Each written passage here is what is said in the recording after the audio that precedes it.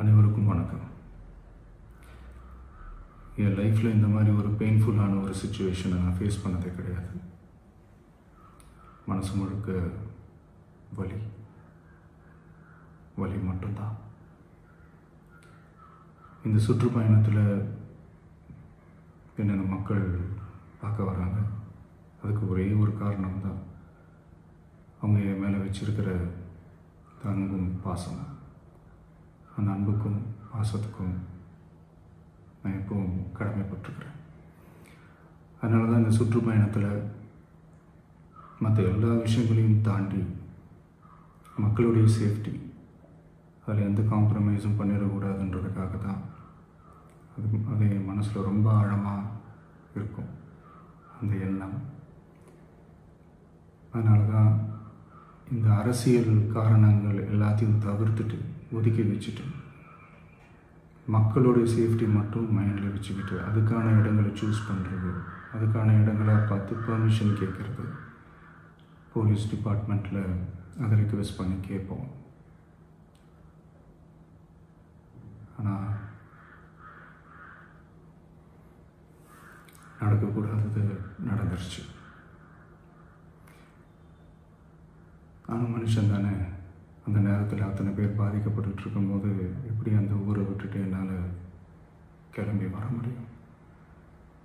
நான் திரும்ப அங்கே போகணும்னு இருந்துச்சுன்னா அதை ஒரு காரணம் காட்டி அங்கே வேறு சில பதட்டமான சுச்சுவேஷன்ஸ், வேறு சில அசம்பாவிதங்கள் அந்த மாதிரி எதுவும் நடந்துடக்கூடாதுன்றதுக்காக தான் நான் அவாய்ட் பண்ணேன். இந்த நேரத்தில் சொந்தங்களை இழந்து தவிக்கிற அத்தனை குடும்பங்களுக்கும் என்னுடைய ஆழ்ந்த இரங்கலை தெரிவிச்சுக்கிறேன். எனக்கு தெரியும், என்ன சொன்னாலும் இது ஈடேயாகாதுன்னு எனக்கு தெரியும். ஹாஸ்பிட்டலில் ட்ரீட் பண்ணிகிட்ருக்கிற எல்லாருமே சீக்கிரமாக க்யூர் ஆகி வரணுன்றதை இந்த நேரத்தில் நான் வேண்டிக்கிறேன். கூடிய சீக்கிரமே உங்கள் எல்லாரையும் நான் சந்திக்கிறேன். இந்த நேரத்தில் எங்களுடைய வலிகளை, எங்களுடைய நிலைமையை புரிஞ்சுக்கிட்டு எங்களுக்காக பேசின அரசியல் கட்சிகளை சார்ந்த நண்பர்கள், தலைவர்கள் அனைவருக்கும் என்னுடைய நன்றியை தெரிவிச்சுக்கிறேன். கிட்டத்தட்ட ஒரு 5 மாவட்டத்துக்கு பிரச்சாரத்துக்கு போனோம். இந்த மாதிரி எதுவுமே நடக்கல. ஆனால் கரூரில் மட்டும் ஏன் எப்படி நடக்குது, எப்படி நடக்குது? மக்களுக்கு எல்லா உண்மையும் தெரியும். மக்கள் எல்லாத்தையும் பார்த்துக்கிட்டு இருக்கிறாங்க.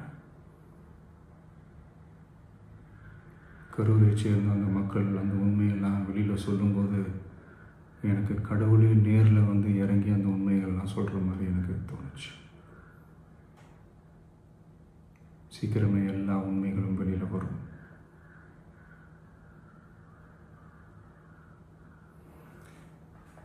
எங்களுக்கு தரப்பட்ட இடத்துல நாங்கள் போய் அந்த ஸ்பாட்டில் நின்று நாங்கள் பேசிட்டு வந்தோம். அதை தாண்டி எந்த தவறும் எங்கள் சைடில் நாங்கள் எதுவுமே செய்யலை. பட் இருந்தாலும் எங்கள் கட்சியை சேர்ந்த நிர்வாகிகள், தோழர்கள் மேலே எஃப்ஐஆர், அது மட்டும் இல்லை சோஷியல் மீடியாவை சேர்ந்த நண்பர்கள், தோழர்கள் அவங்க மேலே எஃப்ஐஆர்லாம் போட்டு இப்போ பிடிச்சிக்கிட்டு இருக்கிறாங்க.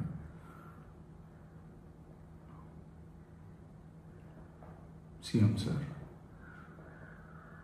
உங்களுக்கு ஏதாவது இந்த பழி வாங்கணும் அப்படின்ற எண்ணம் ஏதாவது இருந்துச்சுன்னா என்ன வேணாலும் பண்ணுங்க. அவங்க மேலே கை வைக்காதீங்க. நான் ஒன்று வீட்டில் இருப்பேன், இல்லை நான் ஆஃபீஸில் இருப்பேன். என்ன வேணாலும் செய்யுங்க. நண்பர்களே, தோழர்களே, நம்மளுடைய அரசியல் பயணம் இன்னும் ஸ்ட்ராங்காக, இன்னும் தைரியத்தோட கண்டினியூ ஆகும்.